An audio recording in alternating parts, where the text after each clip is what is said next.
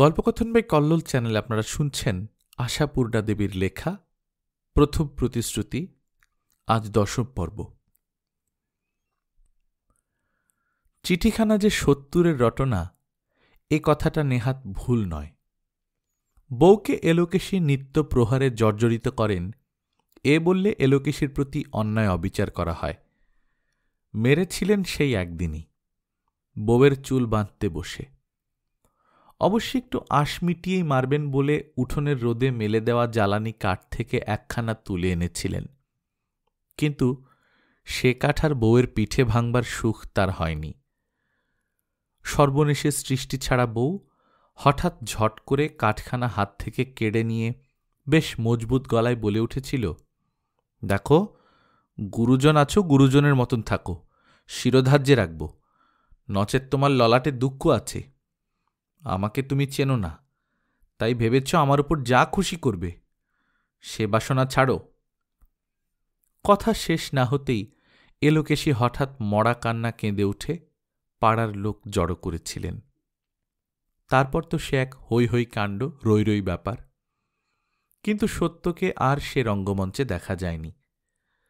পাড়ার 5 জনের বিস্ময়োক্তিকে শুধু থামিয়েছিল নতুন ফাগুনের গরমে মামিমার মাথাটা গরম হয়ে উঠেছে বলে।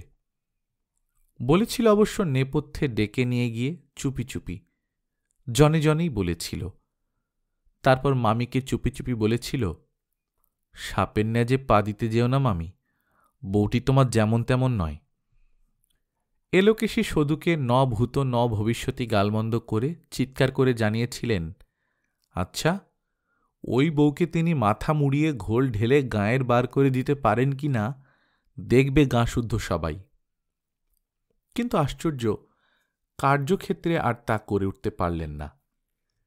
এই কথার পিঠে বউ সদুকে উদ্দেশ্য করে বেশ স্পষ্ট গলায় বলে দিয়েছিল, ঘরের বউকে মাথায় ঘোল ঢেলে গায়ের বার করে দিলে যদি গায়ের কাছে তোমাদের মুখোজ্জ্বল হয়, তাহলে তা করতে বলো ঠাকুরজি তোমার মামিকে। তবে বিবেচনা করে দেখতে বলো, তা করলে কার গায়ে ধুলো দেবে লোকে। এলোকেশী তেড়ে এসে বলেছিলেন, তবে আয়, তোকে আজ কেটে রক্তগঙ্গা করে নিজে ফাঁসি যাই। উফ, বউ মানুষের এত কথা। সত্য নিঃশব্দে রান্নাঘরের দাওয়া থেকে মাছ কাটবার বড় বটিটা তুলে এনে এলোকেশীর দিকে বাড়িয়ে দিয়ে বলেছিল, তবে তাই করো, তখন তো আর আমি দেখতে আসব না কার মুখটা পুড়ল। আশ্চর্য, এই ঘটনার পরই এলোকেশী কেমন নিথর হয়ে গিয়েছিলেন। আর একটিও বাক সরেনি তার মুখ থেকে। কিছুক্ষণ সেই বটিখানার চকচকে ফলাটার দিকে তাকিয়ে থেকে আস্তে আস্তে সরে গিয়েছিলেন। আর তদবধি তর্জন গর্জনের পথ থেকে সরে এসে বাক্যালাপ বন্ধের পথ ধরে চলেছিলেন এলোকেশী, এবং তলে তলে ক্রমাগত নীলাম্বরকে মন্ত্রণা দিচ্ছিলেন বউয়ের গহনা গাঁটি সব কেড়ে নিয়ে কোনো ছলে ছুতোয় বাপের বাড়ি পাঠিয়ে দিতে। একবার পাঠিয়ে দিতে পারলে জীবনেও আর ওই সর্বনেশে জাহাবাজ মেয়েকে ফিরিয়ে নিতে আসছেন না।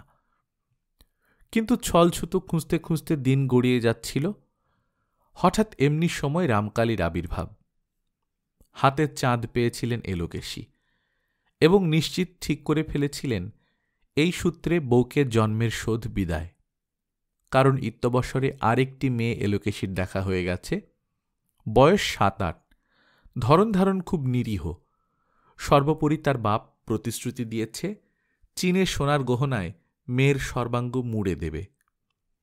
ওই মহামন্ত্রটি স্বামীকে অনবরত জপিয়েছেন এলোকেশী।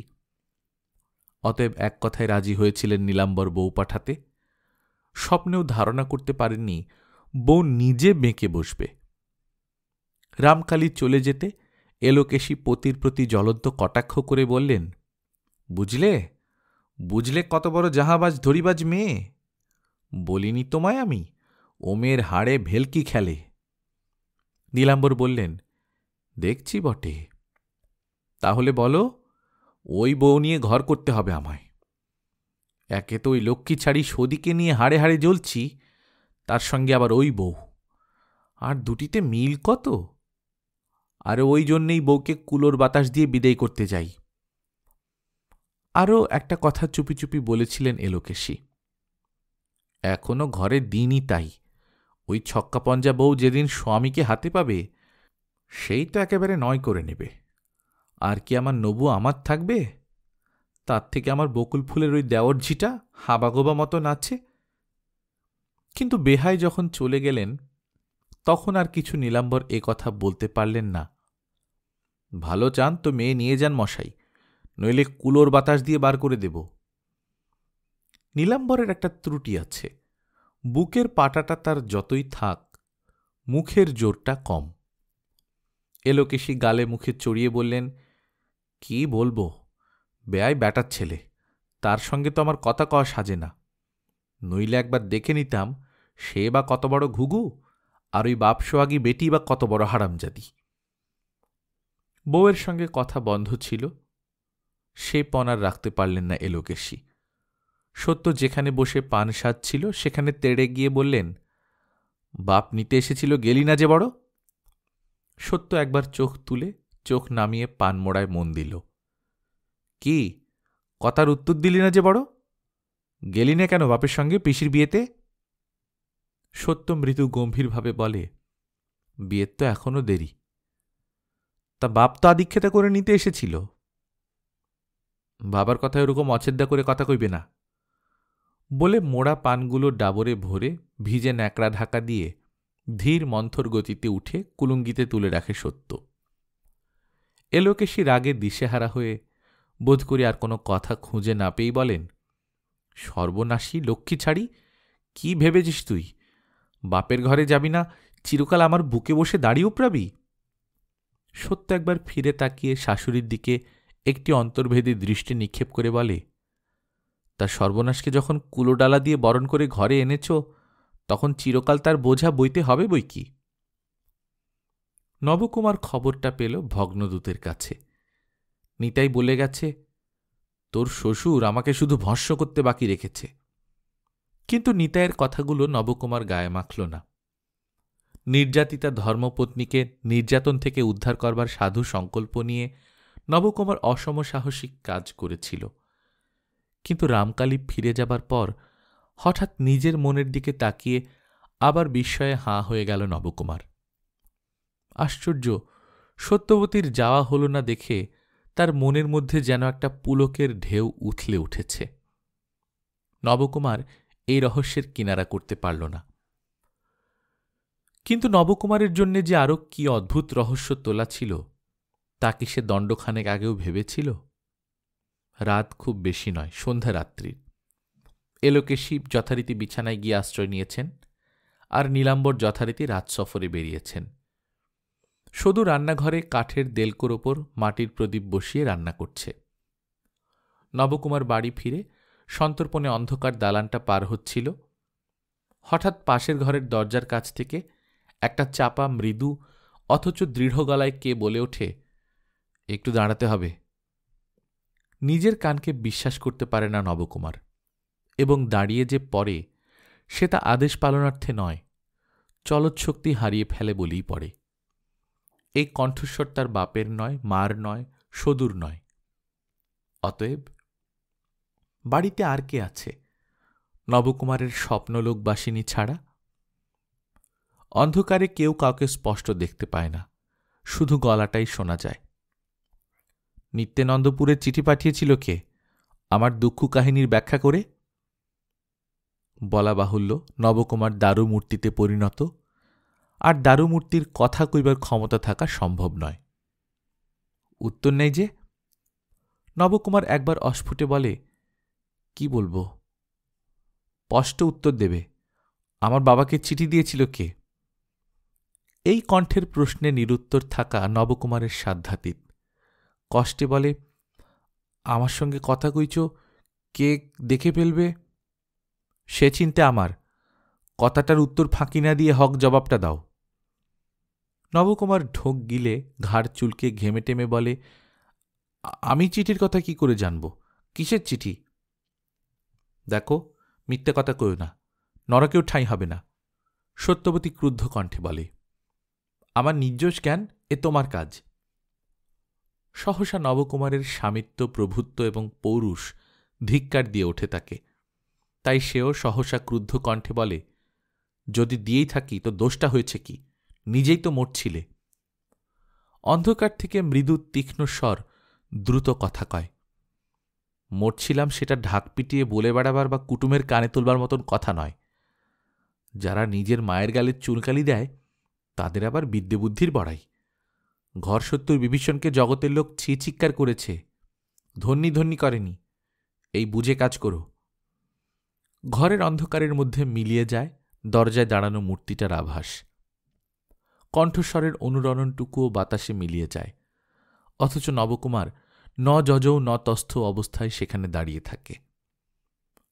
প্রথম পত্নী সম্ভাষণের যে বহুবিধ রোমাঞ্চময় এবং আবেশময় মধুর কল্পনা নবকুমার লাজুক হৃদয়ে এতদিন লালন করছিল, তার উপর কে যেন একটা কালির দোয়াত উপুড় করে দিয়ে গেছে। স্ত্রীর সঙ্গে জীবনের প্রথম বাক্য বিনিময় এইভাবেই শেষ হয় নবকুমারের। সত্যর বেহায়াপনার কথা জানতে আর বাকি থাকে না কারো এই তল্লাটে। বাপ নিতে এসেছিল, শ্বশুর শাশুড়ি এক কথায় মত দিয়েছিল, অথচ সত্য যায়নি, ফিরিয়ে দিয়েছে নিজে বাপকে। এই অভাবনীয় সংবাদটা যেন খড়ের চালে আগুন লাগার মতো ছড়িয়ে পড়ল এ পাড়া থেকে ও পাড়া। পাড়ার অন্য বউরা ভাবল, বাড়ুজ্যে বাড়ির বউটার নানা নিন্দেবাদ শুনেছি, এতদিনে তার মানে পাওয়া গেল, বউটা পাগল। আহা বেচারা নবকুমার, বেহায়ের বিষয়ের লোভে বাপে কিনা একটা পাগল বউ গলায় চাপিয়েছে ছেলের। তা সত্য সম্পর্কে এ ধরনের আলোচনা আরও একবার হয়ে গেছে ইতিপূর্বে। সত্যর বাপের বাড়ির দেশেই হয়েছে। যখন চাউর হয়ে গেল রামকালী কোবরেজ মেয়ে পাঠাতে চাননি, মেয়ে নিজে বলেছে পাঠিয়ে দাও বাবা, তখন এর থেকে বেশি বই কম ছিচিক্কার পড়েনি। ভুবনেশ্বরী অবিরল কেঁদে মাটি ভিজিয়েছে, সত্যর বন্ধুরা গাল থেকে আর হাত নামাতে পারেনি। সত্য নিশ্চল থেকেছে। শুধু যখন সারদা বলেছে নিজের পায়ে নিজে কুড়ুল মারলে ঠাকুরজি, তখন বলেছে, কুড়ুল তো বাবা সেই 8 বছর বয়সে গলায় বসিয়ে রেখেছেন বউ, নতুন আর কি হল? তবু আরও একটা বছর থাকতে পেতে। এতখানি জীবনে একটা বছর কম বেশি তার কী বা হবে বউ? রাগের মাথায় তারা ওই আবার বিয়ে নাকি বলেছে, তাই করলে তো সারা জীবন সতীনের জ্বালায় জ্বলতে হবে। শারদ একটা নিঃশ্বাস ফেলে চুপ করেছে। আর যখন ভুবনেশ্বরী কেঁদে কেঁদে মেয়ের হাত ধরে বলেছে, আমাদের জন্যে তোর মন কেমন করছে না সত্য, তখন সত্য অন্যদিকে মুখ ফিরিয়ে উদাস গলায় বলেছে, করছে কি করছে না সে কথা কি ঢাক পিটিয়ে বলতে হবে? তবে স্বেচ্ছায় যেতে চাইলি কেন? কেন কথার মানে নেই, নিজেরাই তো বলো, মা বড় নির্বোধ, কেঁদে কেঁদে মরো, আপনি ভাবিয়া দেখো কার ঘর করো। তবে ভুবনেশ্বরী এতেও চৈতন্য লাভ করেনি, বলেছিল, আমার তো শুধু এ পাড়া ও পাড়া, তোর মতন 10-20 ক্রোশ দূরে নয়। কথা শেষ হয়নি। এই সময় আর বাঁধ রাখতে পারেনি সত্য। হাপুস নয়নে কেঁদে ফেলে বলেছে, তা সেই কথাটা সময়কালে ভাবনি কেন? একটা মাত্র মেয়ে আমি তোমাদের চোখ ছাড়া দেশ ছাড়া করে এক অগঙ্গার দেশে বিদেয় করে দিয়েছ। মায়া মমতা থাকলে পারতে তা? এই তো পুণ্যি মোটে 1 বছরের ছোট আমার চেয়ে, দিব্যি ড্যাং ডিঙিয়ে বেড়াচ্ছে, আর আমার সেই কোন কালে পর্গোত্তর করে দিয়ে গলাটা ঝেড়ে নিয়ে কথাটা শেষ করেছে। তা না দিলে পারত কেউ আমায় গলায় গামছা দিয়ে টেনে নিয়ে যেতে? বাবা মেয়ে বলে মায়া করেননি, গৌরীদান করে পুণ্যি করেছেন। আমারও নেই মায়া মমতা, নির্মায়িক বাপের নির্মায়িক মেয়ে। বলেই হঠাৎ মাটিতে উপুড় হয়ে পড়ে ডুকরে ডুকরে কেঁদেছে দীর্ঘ সময় ধরে। তবু শ্বশুরবাড়ি যাওয়ার রদ হয়নি। রামকালী আর রামকালীর মেয়ে দুজনই সমান। দুজনের মতেই কথা যখন দেওয়া হয়ে গেছে, তখন আর নতুন বিবেচনা চলে না। বাপের আড়ালে আর মায়ের সামনে আলোচনার ঝড় বয়েছিল। এবারের পালা এই। এবার মোটামুটি সত্যর আড়ালেই। শুধু সদু বলেছিল, ধন্যবাদ তোমাকে বউ, নমস্কার, ছিচিক্কার দেব না পায়ের ধুলো নেব ভেবে পাচ্ছি নে। সত্য এর উত্তরে নিজেই হেঁট হয়ে সদূর পায়ের ধুলো নিয়ে হেসে বলেছিল, দুগ্গা দুগ্গা, গুরুজন তুমি, ছিচিক্কারি দাও বরং, জন্মাবধি যা পেয়ে আসছি। সত্যর মধ্যে যে বিরাট সমুদ্রের আলোড়ন চলছে তা কি সত্য লোকের সামনে মেলে ধরবে? হ্যাঁ, সমুদ্রের আলোড়নই। তবু বাপ চলে যাবার পর ভেঙে পড়েনি সে। যথারীতি তারপরই তেল সলতে নিয়ে বসেছে পিদিম সাজাতে।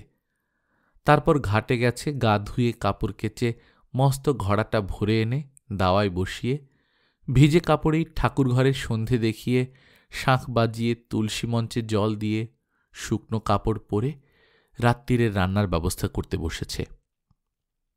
রাত্রিরে রান্নাটা সত্যই করে আজকাল, সদুকে বলে বলে এই অধিকার অর্জন করেছে সে। রান্না করতে করতে যে চোখ দিয়ে জল গড়িয়ে পড়েছিল তার, ফাল্গুনের শেষ থেকে বৈশাখের মাঝামাঝি আসতে কদিন লাগে, কিছুতেই হিসেব মেলাতে পারেনি, তার কোনো সাক্ষী নেই। কিন্তু সত্যর জীবনে কি সেই বৈশাখের মাঝামাঝিটা দেখা দিয়েছিল আনন্দের মূর্তি নিয়ে, আনন্দে ঝলমলে উজ্জ্বল মূর্তি নিয়ে? না, সে দেখা পায়নি সত্য। পুণ্যির বিয়েতে যাওয়া হয়নি তার। ঠিক সেই সময় এলোকেশী রক্ত আমাশায় পড়ে মরতে বসেছিলেন, আর কাঁথা মুড়ি দিয়ে পড়ে থাকা মানুষটাই খিঁচিয়ে উঠে বলেছিল, কি বললি সদু, বাপের বাড়ির লোকের সঙ্গে যাবে বলে নাচছে হারামজাদি? বাপ যখন সোহাগ করে নিতে এসেছিল তখন যাওয়া হল না, আর এখন আমি মরতে বসেছি, বলে দিকে যাওয়া হবে না। যে নিতে এসেছে ধুলো পায়ে বিদায় হোক। মামি মরতে পড়েছে বলে সদু যে ছেড়ে কথা কইবে তা কিন্তু করেনি। ঝঙ্কার দিয়ে বলেছিল, তারা তোমার লোককে টাটের শালগেরামের মতন পাদ্য অর্ঘ্য দিয়ে বসিয়ে খাইয়ে মাখিয়ে আরেক পোটলা জিনিস দিয়ে বুক ভরিয়ে বিদায় দিল, আর তুমি তাদের লোককে ধুলো পায়ে বিদায় দেবে? তা ভালো, মুখটা খুব উজ্জ্বল হবে। কিন্তু আমি বলি কি, 2-10 দিনের জন্য পাঠিয়ে দাও, ছেলে মানুষ।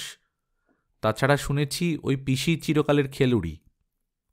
এলোকেশী চিচি করে বলেছিলেন, তবে বলো যেতে, তুমি বা থাকবে কেন?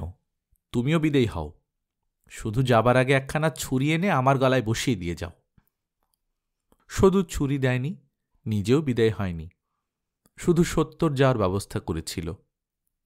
কিন্তু মস্ত বাদ সাধল নবকুমার। হঠাৎ পুরুষকর্তার ভূমিকা নিয়ে বেশ সোচ্চারে ঘোষণা করে বসল, যাওয়াটাও হবে না কারুর। আমার মা মরছে, আর লোকে এখন খুঁড়তুতু পিসির বিয়ের ভোজ খেতে ছুটবে। বলে দাও সদুদি, সে গুড়ে বালি, যাও বন্ধ থাক।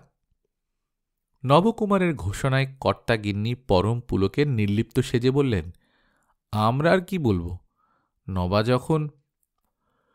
তবু শুধু চেষ্টা করেছিল, বলেছিল, সবসময় বুঝি নবার কথাতেই ওঠো বসো তোমরা। কিন্তু কাজ হয়নি। এলোকেশী সাপমন্যি দিয়ে ভূত ভাগিয়েছিলেন। সত্যবতী বলেছিল, আমি বাবাকে কথা দিয়েছিলাম বিয়েতে যাব। নবকুমার সদু মারফত সে কথা শুনে জবাব দিয়েছিল, সমাজে আমাদের মুখটা হেঁট হয়, এই যদি কেউ চায় তো যাক। সদু ওর মুখের দিকে কিছুক্ষণ তাকিয়ে থেকে হঠাৎ হেসে ফেলে বলেছিল, খুব তো বিজ্ঞের মতো কথা বলছিস, আসল ব্যাপারটা কি বলতো দেখি? বউকে তো এখনো ঘরে পাসনি, তবু এত মন কেমন? সদুর এই কথায় হঠাৎ নবকুমারের কর্তাত্তি ঘুচে গিয়েছিল, যা বলে ঝপ করে সরে গিয়েছিল। বোধ করি একথাও ভেবেছিল, সদুদি কি অন্তর্যামী?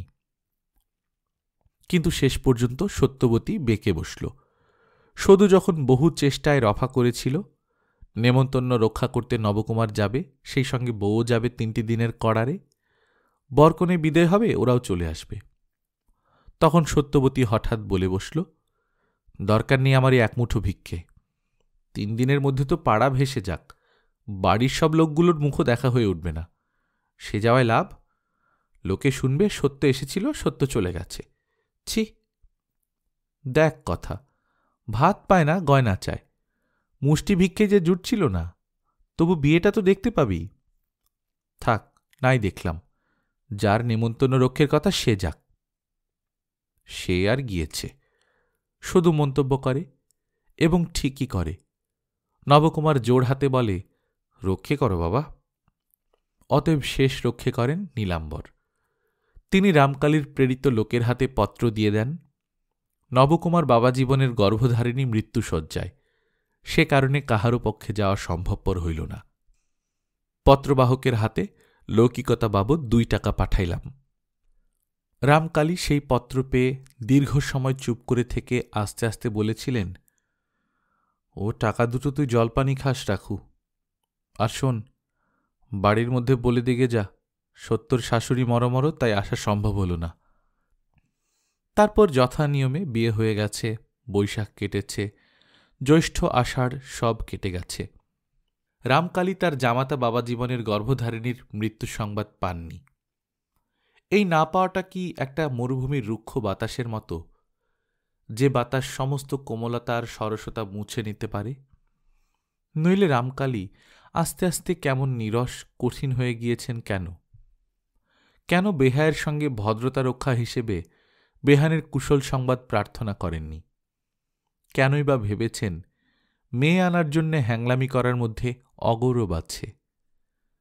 অন্তঃপুরের মধ্যে একখানি বিচ্ছেদ ব্যাকুল মাতৃহৃদয় যে রামকালীর এই কাঠিন্যের সামনে মুখ বেদনায় স্তব্ধ হয়ে পড়ে আছে, সেটা বোঝবার ইচ্ছে হয়নি কেন রামকালীর? রামকালী কি ভেবেছিলেন এবারও সেই এক ফোঁটা মেয়েটাই বাপের কাছে অহংকারের পরিমাপ দেখিয়েছে? দৃঢ়তার অহংকার, কাঠিন্যের অহংকার, বলতে চেয়েছে, দেখো আমিও কম যাই না। তাই অভিমানাহত পিতৃহৃদয়টি এই অন্ধকারে দিশেহারা হয়ে চুপ করে থেকেছে, আর ভেবেছে দেখা যাক। কিন্তু কতদিন দেখবেন রামকালী? অসমবয়সী এই দুটো মানুষের দাবা খেলার চালের অবসরে কত ব্যাপারই ঘটে গেল, যে ব্যাপারের একটা ঘটলেও মেয়ে বাপের বাড়ি ছুটে আসতে পারে। কিন্তু বলা তো চাই। মেয়ের বাপ গলায় বস্তুর দিয়ে আবার আর্জি পেশ করবে, তবে তো। তা করছেন না রামকালী। অতএব আরও একবার বর্ষা, শরৎ, শীত, বসন্ত পার হয়ে গেল নিজস্ব নিয়মে। নীলাম্বর বাড়ুজ্যে নিত্য নিয়মে সন্ধ্যা গায়ত্রী, আহ্নিক পুজো ইত্যাদি সেরে গৃহদেবতা নারায়ণশিলার প্রসাদী বাতাসা দুখানি মুখে দিয়ে জল খেয়ে হাঁক দিলেন, সদু, আজ আর আমার জল খাবার গোছাস নে, শরীরটা তেমন ভালো নেই। সদু 2টি চাল ভাজায় তেল নুন মাখছিল মামার জন্যে। ঘরে ক্ষীরের তক্তি আছে, আছে নারকেল কোড়া, ওতেই হবে। আজকাল আর রাত্রে বেশি কিছু খান না নীলাম্বর।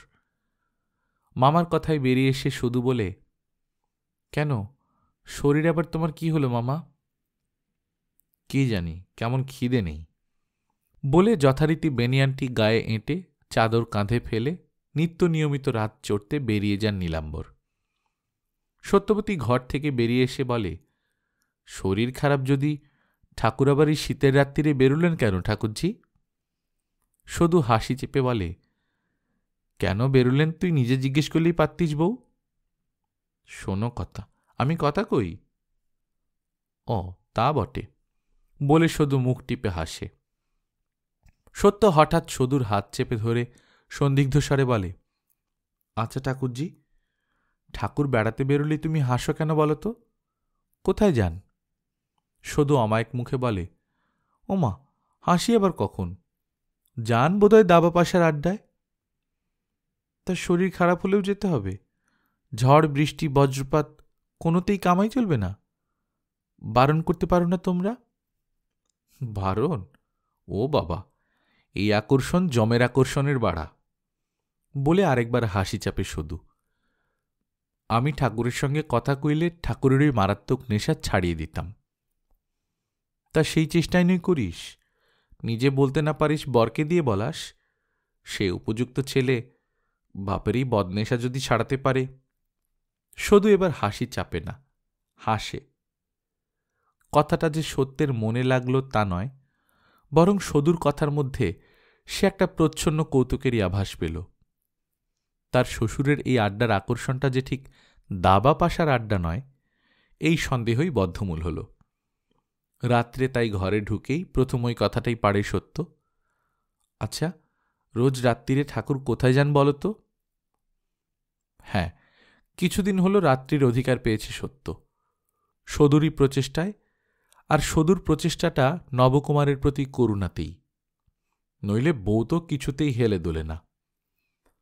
নববধূর স্বপ্নে বিভোর নবকুমার অবশ্যই এহেন প্রশ্নের জন্য প্রস্তুত ছিল না, তাই থতমত খেয়ে বলে, কোথায় আবার, তুমি জানো না? জানলে তোমায় শুধুতাম না। নবকুমার গম্ভীর হয়ে গিয়ে বলে, বাপ গুরুজন, তার কথা নিয়ে আলোচনা না করাই ভালো। সত্য ভুরু কুঁচকে বলে, গুরুজনের নিন্দে করাই না হয় ভালো নয়, গুরুজনের কথামাত্রই কদোষ? নবকুমার গম্ভীরতর হয়ে বলে, তা এত নিন্দেরই কথা। বামুনের ছেলে হয়ে বাগদিপাড়ায় যাওয়া, তাদের হাতের পান জল খাওয়া, এইসব কি আর খুব গুণের কথা? বাগদিপাড়ায় যাওয়া, তাদের হাতে পান জল খাওয়া? সত্যকে যেন তার স্বামী হঠাৎ ধরে ধোবার পাটে আছাড় মারল। সত্যও তাই থতমত খায়, বলে, ও কথার মানে? সত্যর বয়সের দিকে তাকায় না নবকুমার।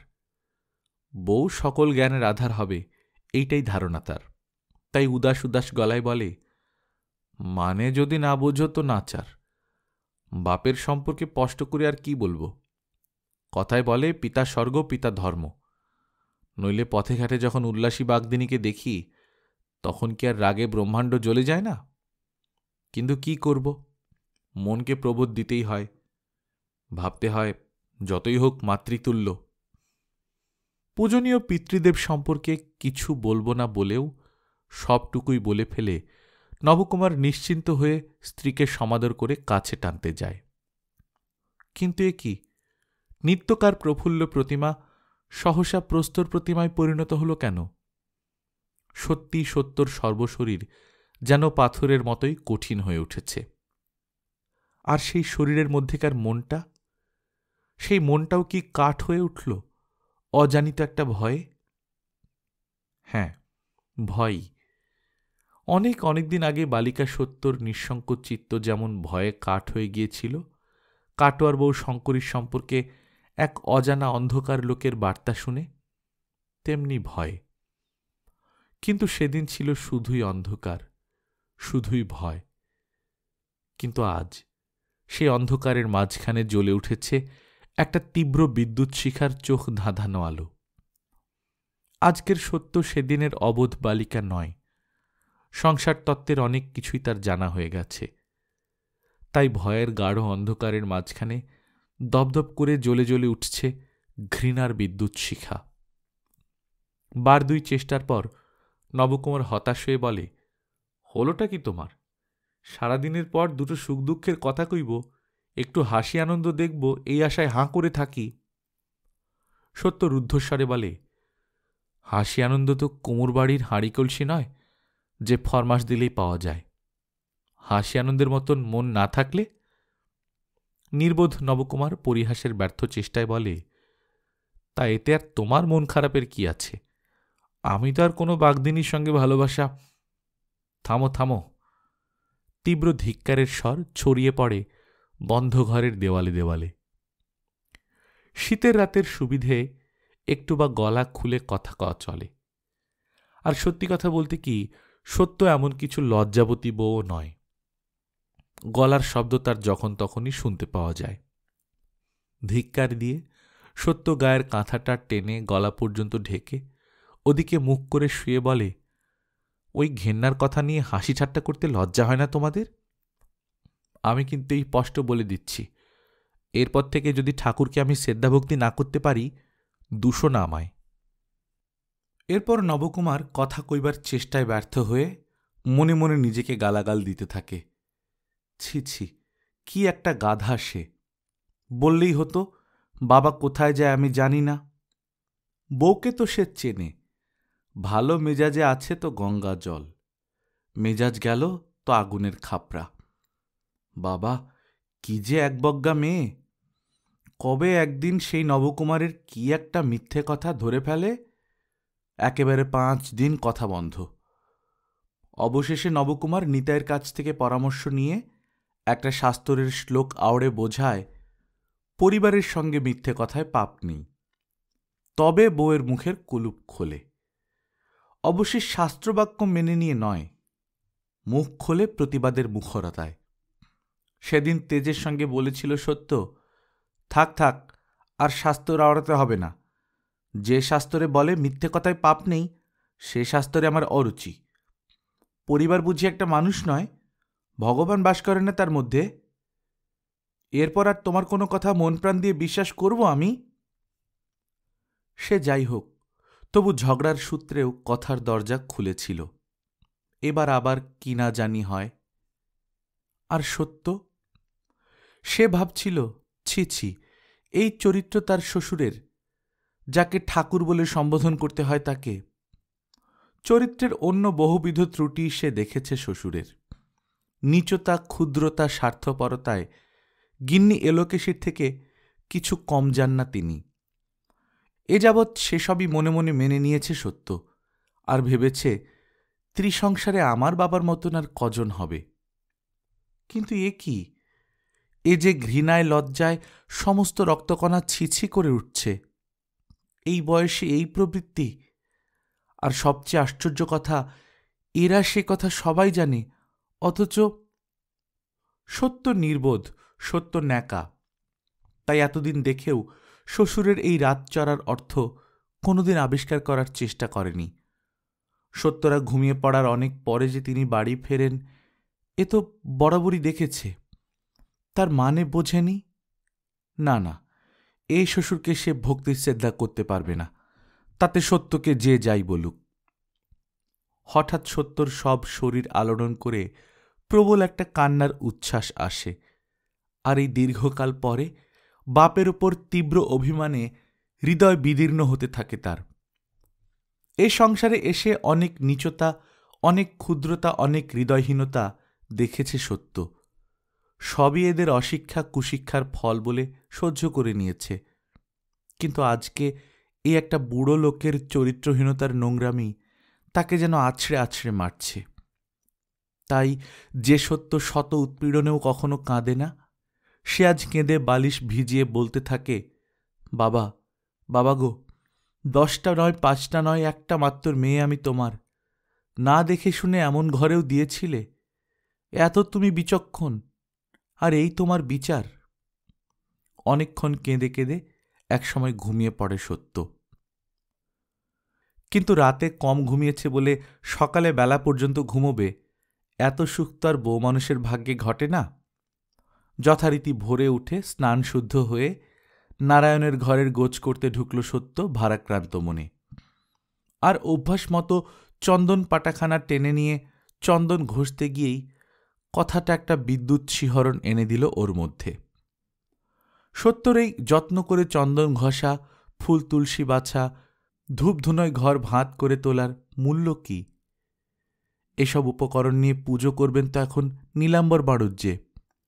তার আবার কাশির ধাত বলে প্রাতঃস্নান করেন না।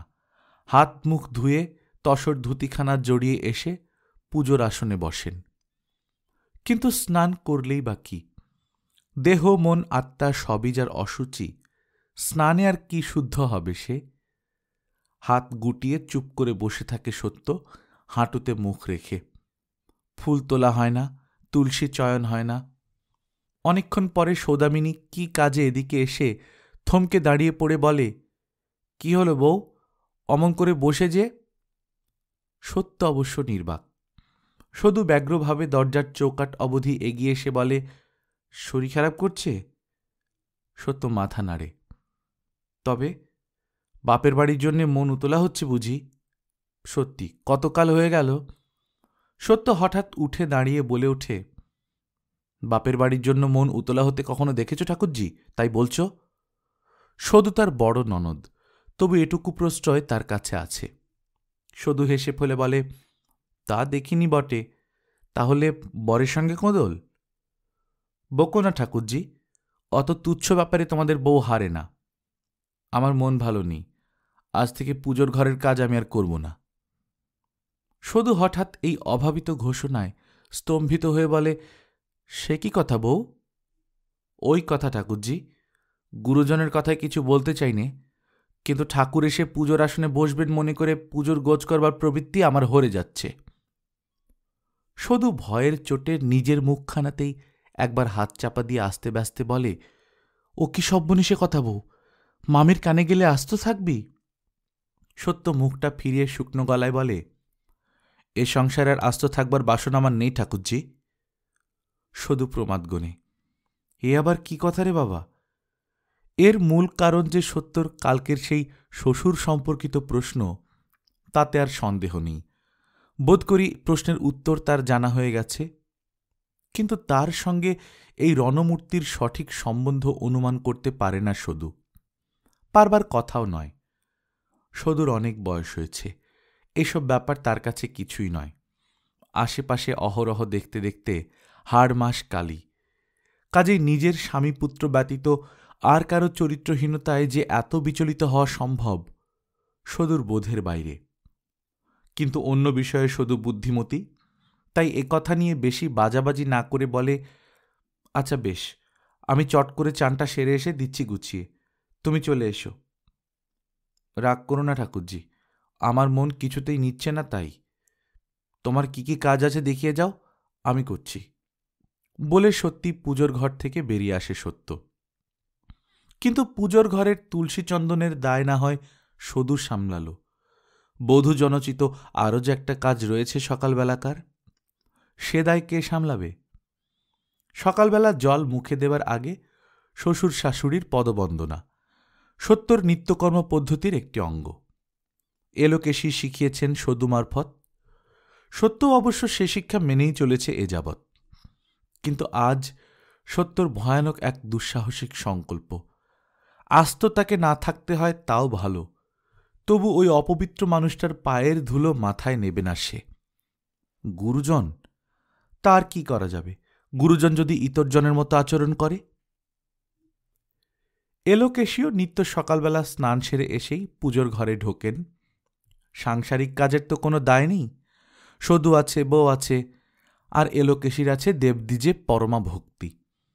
নীলাম্বরও সারা সকাল ওইখানেই থাকেন, চণ্ডীর পুঁথি পড়েন, মহিম্ন স্তব আওড়ান। কর্তাগিন্নির যাবতীয় বিশ্রমভালাপ এখানেই, কারণ সে আলাপের যেটা প্রধান সময়, সে সময়টা তো এলোকেশীর হাতের বাইরে। মশারি বক্তৃতার উপায় কোথায়? তা এইখানেই রোজ একত্রে দুজনকে প্রণাম করে যায় সত্য। কিন্তু আজ আর সত্যর দেখা নেই। এলোকেশী কিছুক্ষণ পর সদুকে ডেকে বিরক্তিব্যঞ্জক স্বরে বলেন, আজ আর নবাব নন্দিনীর দেখা নেই যে, গেলেন কোথা? ব্যাপার বুঝতে সদুর দেরি হয় না, এবং বউয়ের এই বেখাপ্পা গুঁয়ে একটু বিরক্তই হয় সে। তবু সামলে নিয়ে বলে, যাবে আর কোথায়, ওই তো ওই দিকেই, বলে কল্পিত ওদিকের দিকে তাকায় সদু। এলোকেশী বলেন, সেদ্দায় অসেদ্দায় দৈনিক একবার শ্বশুর শাশুড়ির পায়ে মাথাটা নোয়ান, আজ থেকে বুঝি সে বরাদ্দ বন্ধ? নীলাম্বর মহিম্নস্তবের মাঝখানে উৎকর্ণ হয়ে ওঠেন। ততক্ষণে সদু হাওয়া। ওখানে গিয়ে ত্রস্তে ব্যস্তে বলে, কিরে বউ, এখনো পেন নামটা ঠুকে আসিসনি বুঝি? সত্য হাতের কাজ সেরে উদাস মুখে বসেছিল। ঘাড় না ফিরিয়েই বলে, না। শাশুড়ির টনক নড়েছে, যা যা চট করে সেরে আয়। যেন ভুলে গেছে সত্য, তাই মনে পড়িয়ে দেওয়া। সত্য গম্ভীরভাবে বলে, দুজনে একত্রে বসে একজনকে পেনাম করলাম আরেকজনকে করলাম না, ভালো দেখায় না। ঠাকুরুন এদিকে আসুন, তখন হবে। সদু এবার বিরক্তি গোপন করে না, বলে, তোর আবার বড্ড বেশি বাড়াবাড়ি বউ। স্বভাবদোষ আর কটা ব্যাটার ছেলের নেই? তালুই মশাইয়ের মতন দেবচরিত্র কি আর সবাই? তা বলে স্বভাবদোষের অপরাধে শ্বশুরের পাওনা পেন নামটা রদ হয়ে যাবে? বাবার কথা তুলে কাজ নেই ঠাকুরজি, তবে আমার যাতে মন নেয় না সে কাজ আমি করতে পারিনি। এক হিসেবে উনি তো পতিত, শালগেরামের পুজো ওর দ্বারা হওয়া উচিত নয়। বলে সত্য জোরে জোরে নিঃশ্বাস নিতে থাকে, বোধ করি মানসিক উত্তেজনাতেই। সদুর কিছুক্ষণ আর বাকশক্তি থাকে না। খানিক থ বনে দাঁড়িয়ে থেকে আস্তে আস্তে বলে, তোর মতো লেখাপড়া শিখিনি বউ, এত কথা বোঝবার ক্ষমতা নেই। আমি সার বুঝি, যে যা করে করুক, আমার কর্তব্য আমি করে যাব। মনে অভক্তি পুষে ভক্তি দেখানোটাই কি কর্তব্য ঠাকুরজি? শুধু চট করে এ কথার উত্তর দিতে পারে না। কি যেন একটা বলতে যায়, কিন্তু ইত্যবসরে পিছনে এসে দাঁড়িয়েছেন বাঘিনী। মনের মধ্যে তার সন্দেহের ধোঁয়া, যেন বুঝেছেন একটা কিছু হয়েছে। বাঘিনীর মতোই হাঁক করে রঙ্গস্থলে পড়েন তিনি। কর্তব্য অকর্তব্যর কি কথা হচ্ছে রে সদু? সদু চুপ, সত্যও চুপ। এলোকেশী ফের প্রশ্ন করেন, মুখে কথা নেই কেন? কি সলা পরামর্শ হচ্ছিল দুজনে শুনি? তুই শুধু আমার খাবি, আমার পড়বি, আর আমারই বউ ভাঙাবি? কবে বিদায় হবি তুই আমার সংসার থেকে? কথাটা নতুন নয়, এটাই এলোকেশীর কথার মাত্রা। প্রতিবাদ সদু কোনোদিনই করে না, কিন্তু আজ হঠাৎ বিচলিত স্বরে বলে ওঠে, সলা পরামর্শ আমি তোমার বউকে কোনোদিনই দিইনি মামি, সৎ পরামর্শই দিই। সত্যি মিথ্যে বই বলুক। বউয়ের অবশ্য শাশুড়ির সামনে কথা বলবার কথা নয়, কিন্তু সত্য যখন তখনই নিয়ম লঙ্ঘন করে বসে। তাই আজও ফস করে বলে, সে কথা হাজারবার সত্যি, ঠাকুরজি আমাকে সৎ পরামর্শই দিতে এসেছিল, কিন্তু সে পরামর্শ আমার মনে ন্যায্য বলে না ধরলে তুমি এদিকে এসেছ, ভালোই হয়েছে বলে সত্য মুহূর্তে হাত বাড়িয়ে শাশুড়ির পায়ের ধুলো মাথায় নিয়ে বলে, যতই যা হোক তুমি সতীলক্ষ্মী। সতীলক্ষ্মী অবশ্য প্রথমটায় বেশ একটু হক চকিয়ে যান, তারপর বলেন, এসবের মানে কি সদী? মানে বুঝতে আমিও অপারগ মামি, শুধু বেজার মুখে বলে চলে যায়। বউ পারে তো নিজে বুঝিয়ে বলুক। সত্যি আজ তার ভারী রাগ হয়েছে। এ আবার কিরে বাবা, তিলকে তাল করা, ডেকে অশান্তি আনা? বিশ্বভুবনে যে কথা কেউ কখনো শোনেনি, বলেনি, ভাবেনি, সেই কথা ওই এক ফোঁটা মেয়ের মাথায় আসেই বা কি করে? আর বুকের পাটা, এ যাবৎ সত্যর অনেক বুকের পাটা দেখেছে শুধু, দেখে মূর্ছিত হব হব হয়েছে, কিন্তু আজকের সঙ্গে যেন কোনো দিনেরই তুলনা হয় না। তা সত্যি তুলনাই হয় না, কারণ শুধু চলে যেতে যেতেও শুনতে পায় সত্য বলছে, বলতে মাথা কাটা গেলেও না বলে পাচ্ছি নে, ঠাকুরের পায়ের ধুলো মাথায় ঠেকাবার প্রবৃত্তি আমার আর নেই। যতদিন না জানতাম ততদিন। কথার শেষাংশ শোনবার ক্ষমতা আর হয় না সদুর। ঝপ করে বিনা প্রয়োজনে একটা ঘোড়া নিয়ে ঘাটে চলে যায়। অনেকক্ষণ পরে ঘোড়া কাঁখে নিয়ে আস্তে আস্তে খিড়কির দরজায় দাঁড়ায়। না, কোনো শব্দ নেই, সব যেন নিথর। তবে কি একটা হত্যাকাণ্ড ঘটে গেছে? এটা শ্মশানের নিস্তব্ধতা? দাওয়ায় উঠে কিন্তু অবাক হয়ে গেল সদু। দেখে মাঝের ঘরের দরজার কাছে গোটা 2-3 গামছা বাঁধা পুটুলি আর মামা মামি দুজনে একখানা ছেঁড়া কাপড়ে বড় একটা ধামা বাঁধছেন। ধামা অবশ্য বোঝাই, কি আছে ঠিক বোঝা যাচ্ছে না। এটা অপ্রত্যাশিত। সদুর বুকের রক্ত হিম হয়ে যায়। এই সময়টুকুর মধ্যেই এত গোছগাছ হয়ে গেল, কেনই বা হল? এরা কি তাহলে বউয়ের সঙ্গে না পেরে উঠে দেশত্যাগী হচ্ছেন? কথাটা তাই। এ আরেক অভিনব রূপ এলোকেশীর। সদুর সঙ্গে চোখাচোখি হতেই এলোকেশী বলেন, ননদ ভাজে পুণ্যির সংসার কর, পাপি তাপিরা বিদেয় হয়ে যাচ্ছে। সদু ঘোড়া নামিয়ে বসে পড়ে বলে, মামি তুমি কি খেপেছ? তা খেপলে জগৎ দুষতে পারবে না সদু। 10 ধর্মে সবাইকে শুধিয়ে এসো, এতেও যদি মানুষ না খেপে তো কিসে খেপে? ও তো একটা পাগল, ওর কথা আবার ধর্তব্য। গলা নামিয়ে বলে সদু, পাগল? আঝাড়া কেউটে। তুই আর বইয়ের হয়ে ওকালতি করতে আসিসনি সদি। এত বড় একটা মান্যিমান মানুষ পুত বইয়ের ধিক্কারে জীবন বিসর্জন দিতে যাচ্ছিল। অনেক বুঝিয়ে নিবৃত্তি করে যাচ্ছি এখন গুরু পাঠে, তারপর যা আছে অদৃষ্টে। জোরে জোরে গাঁটরি বাঁধতে থাকেন এলোকেশী। সদুর ইচ্ছে করছিল যে ছুটে গিয়ে বউকে বলে, ভালো চাস তো পায়ে ধরে মাপ চাগে যা, কিন্তু জানে সে কথা বলা বৃথা। স্বয়ং বৈকুণ্ঠের নারায়ণ এলেও সত্যকে সমতে আনতে পারবেন না। অনেক গুণ আছে বউয়ের, কিন্তু ওই একটা মহৎ দোষ, জেদ। মেয়ে মানুষের এত জেদ। আজকের ব্যাপারটাকে সদু যেন কোনো দিক থেকেই সমর্থন করতে পারছে না, তাই চেষ্টা সে এদিক থেকেই করে। তা বাড়ি ছেড়ে তোমরা যাবে কেন শুনি? বাড়ি কি তোমার ছেলে বউয়ের? না হোক, যেখানে ওর মুখ দেখতে হবে সেখানে থাকব না, ব্যাস। এতক্ষণে মুখ খোলেন নীলাম্বর। এই কথাটি বলেন তিনি। তা বাড়ি থেকে তো অমনি মুখে যাওয়া চলবে না, ভাত ডাল চড়িয়েছি আমি, মুখে দিতে হবে। এ যেন আপাতত সমুদ্রে বালির বাঁধ। চড়িয়েছিল সত্যই, কিন্তু রান্নাঘরের অবস্থা সম্বন্ধে এখন আর কোনো জ্ঞান নেই সদুর। কাঠ পুড়ে উনুন নিভে ঠান্ডা হয়ে বসে আছে নিশ্চিত। সহসা নীলাম্বর একটা প্রবল হুঙ্কার দিয়ে মাটিতে পা ঠোকেন। ভাত ডাল এ ভিটে আমি আর জলগ্রহণ করব ভেবেছিস তুই? সদুর বুকটা ধড়ফড় করে ওঠে। মামির সঙ্গে সে অনেকক্ষণ কথা চালাতে পারে, কিন্তু মামা উল্লাসীর হাতে পাঞ্জল খাওয়া ইত্যাদি করে বহু ইতিহাস তো তার জানা।